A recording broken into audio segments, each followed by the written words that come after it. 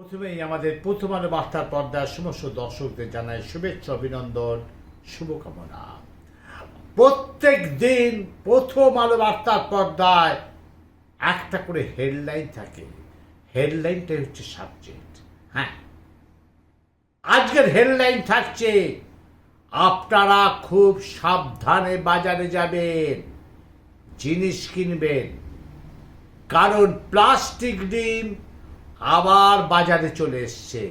আজকের হেডলাইন থাকছে এটাই, প্লাস্টিক ডিম বাজারে আবার এলো। এটাই থাকছে আজকের হেডলাইন। দেখতে থাকুন, আমি অমল চ্যাটার্জি। যেটা আমি বললাম যে প্লাস্টিক ডিম আবার বাজারে এসেছে। আপনারা যখন বাজার করতে যাবেন খুব সাবধানে, অন্তত ডিম আর চাল কেনার সময় খুব নজর রাখবেন। হ্যাঁ, কিছুদিন আগে এই ভেজাল ডিম নিয়ে চারিপাশে যেভাবে রব উঠেছিল, আজ কিন্তু সেটা সত্য প্রমাণিত হলো। কোথায় জানেন? কাঁচরাপাড়া। আমি আসছি মূল পর্বে। এবারে কাঁচরাপাড়ায় ভেজাল ডিম অর্থাৎ প্লাস্টিক ডিম সত্য হলো। রাধেশ্যাম সাউ কালুয়া বাড়ির জন্য মন্ডল বাজার থেকে ডিম কিনে এনে বাড়িতে সেদ্ধ করতেই প্লাস্টিকের মতন শক্ত হয়ে যায়। এরপরে আতঙ্কের মধ্যে পরিবার। এই বিষয়টি বাজার কমিটিকে জানানো হয় যাতে এইসব জিনিস সমাজের মধ্যে না আসে। ইতিমধ্যে প্রশাসনকেও জানানো হয়েছে। আসুন আমরা একবার দেখে নেব সেই কাঁচরাপাড়ায় ব্যবসায়ী রাধেশ্যাম সাউ কালুয়া যে বাড়ির জন্য যে ডিম নিয়ে গেছিল, সত্যি ভেবে নিয়ে গেছিল, কিন্তু সেদ্ধ করার পর দেখা গেল পুরো প্লাস্টিক। আপনারা দেখুন, আমাদের প্রতিনিধি সেখানে ছিল। সেই প্লাস্টিক ডিম আপনাদের দেখাচ্ছে সেই ব্যবসায়। শুধু তাই নয়, আমাদের প্রথম আলো বার্তার পর্দায় কি বলল একবার শুনেন। যে ঘটনাটা, আমি পরশুদিন মন্ডল বাজারে গেছিলাম, 5খানা ডিম কিনলাম, মুরগি ডিম। তো ডিমটা নিয়ে এসে বাড়িতে দিলাম। দেওয়ার পরে বাড়ির লোক সিদ্ধ করলো বাড়ি পরিবারদের খাওয়ার জন্যে। তারপরে দেখা গেল কি ডিমটা পুরো প্লাস্টিকের ডিম, সিদ্ধ হয়ে গেছে, এই ছোট হয়ে গেছে, এই যে সামনে দেখা যাচ্ছে পুরো প্লাস্টিক। তখন আমরা কি করলাম কি আমি রেখে দিলাম। রাখার পরে আমি আজকের দিনে গেলাম মন্ডল বাজারে, যা থেকে ডিম নিয়েছিলাম ওনাকে গিয়ে আমি বলছি কি আপনি যে ডিমটা দিয়েছেন এটা পুরো প্লাস্টিকের ডিম। তো উনি বলছেন কি না, আমাকে একটা মহিলা দিয়ে যায়, ভুল হয়ে গেছে। তখন মন্ডল বাজারের ব্যবসা সমিতি আসলেন, উনি দায়িত্ব নিয়ে দেখলেন, দেখার পরে বললেন কি আমি এটা স্টেপ নিব, 2 দিনের টাইম দাও। আমি বললাম ঠিক আছে, আপনি 2 দিনের টাইম নেন। তখন আমি বললাম ঠিক আছে, ব্যবসা ছেড়ে দিলাম। কিন্তু এই যে ডিমটা মানুষ যারা খাবে, বাচ্চা হোক কারো পরিবার হোক, উনি তো হাজার হাজার ডিম বিক্রি করছে। তখন যারা ডিম খাবে তারা তো ও তো মরবে, এছাড়া কোনো উপায় নেই। এটা বিষ। এই যে হাতে রেখে পুরো প্লাস্টিক, পুরো প্লাস্টিক। কি জানাবেন? বেআইনি কারবার হচ্ছে এখানে। রাধেশ্যাম সাউ লোকে চিনে কারবার। মনে পড়ছে আজ থেকে 35 বছর আগে সেই ভারত রত্ন রাজীব গান্ধী, প্রয়াত রাজীব গান্ধীকে সেই মালা পরাবার জন্য গেছিল একটা মেয়ে, কিন্তু সেটা সেই আততায় ছিল। সে রাজীব গান্ধীকে মালা পরাবার সময় তখন বোম ব্লাস্ট হয়। ঠিক আজকের দিনে 35তম সেই রাজীব গান্ধীর আজ মৃত্যু দিবস।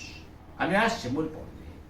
আজ ভারতরত্ন প্রয়াত রাজীব গান্ধীর 35তম মৃত্যুবার্ষিকী পালিত হল হুগলি জেলার বৈদ্যবাটি শাহরাপুরি শহর কংগ্রেস কমিটির কার্যালয়, 134 নম্বর জিটি রোড, বৈদ্যবাটিতে।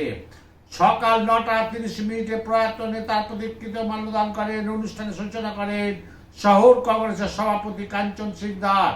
অন্যান্যদের মধ্যে উপস্থিত ছিলেন জেলা মিডিয়া সেলের আহ্বায়ক সঞ্জয় দে, শহর কংগ্রেস সহসভাপতি প্রণব কুমার পাইন, শহর যুব কংগ্রেস সভাপতি শেখ ফয়সাল উদ্দিন সহ সংখ্যালঘু সেলের চেয়ারম্যান আব্দুল সালাম প্রমুখ নেতৃবৃন্দ।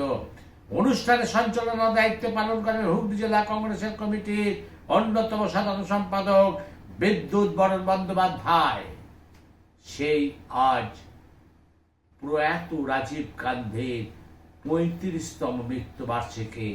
সেই মৃত্যুবার্ষিকী, রাজীব গান্ধী মৃত্যুবার্ষিকী সারা দেশে মানুষ এখনো পর্যন্ত বলেনি সেই 35 বছর আগে কি হয়েছিল মালা পড়াতে গিয়ে।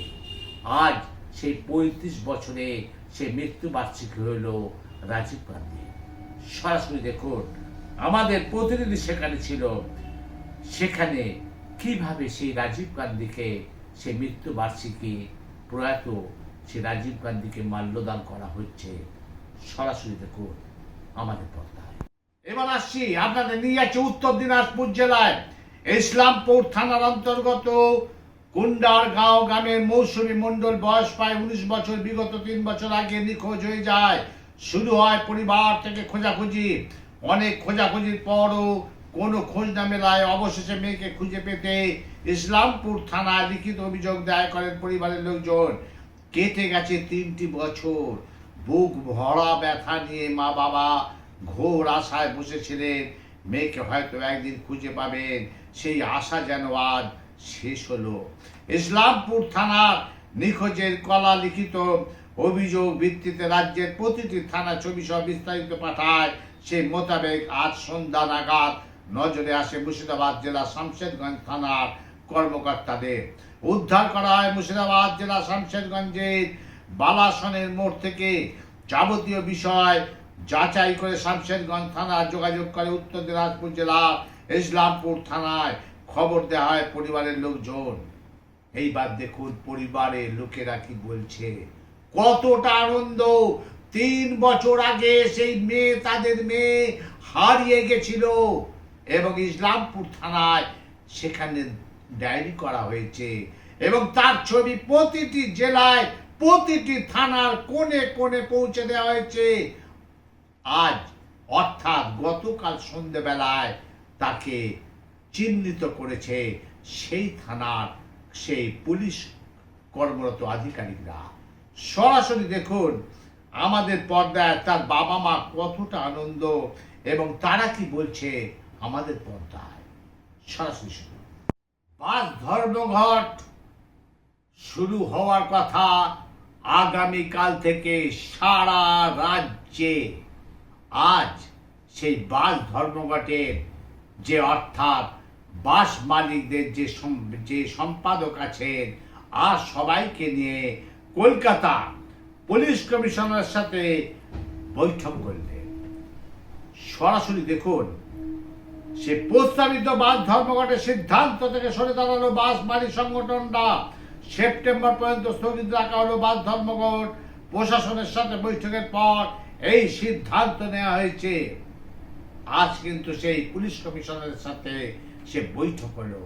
সেখানে ছিলেন বাস সংগঠনের যিনি সম্পাদক আছেন তিনি আমাদের পর্দায় কি বললেন সরাসরি শুনুন। এইবার দেখুন আপনাদের নিয়েছি শুরুতে মদ বিক্রি করতে এসে গ্রামবাসীদের হাতে পাকড়া হলো যুবক। চোলাই মদ বিক্রি করতে এসে পরিবেশটাকে পুরো নষ্ট করছে। বাড়ির বউরা ঝেঁটা লাঠি নিয়ে তেড়ে এসে, শুধু তাই নয় পাড়ার যুবকরা সেই যুবককে ধরেছে। সে বাইকে করে মদ বিক্রি করতে এসছে, অর্থাৎ চোলাই মদ পাড়ার যুবকদের দেবার জন্য। সরাসরি দেখুন সেই দৃশ্য এবং আমাদের পর্দায় কি বলল সরাসরি শুনুন সাধারণ মানুষের বক্তব্য। তাহলে দেখলেন আজ ভালো মন্দ মিশিয়ে সব দিলাম, সব রকম প্রতিবেদন মিশিয়ে দিলাম। তবে আজকের প্রতিবেদনের হেডলাইন থাকছে আবার প্লাস্টিক ডিম বাজারে এলো, সাবধান আপনারা। দেখতে থাকুন, আমি অমর চ্যাটার্জি।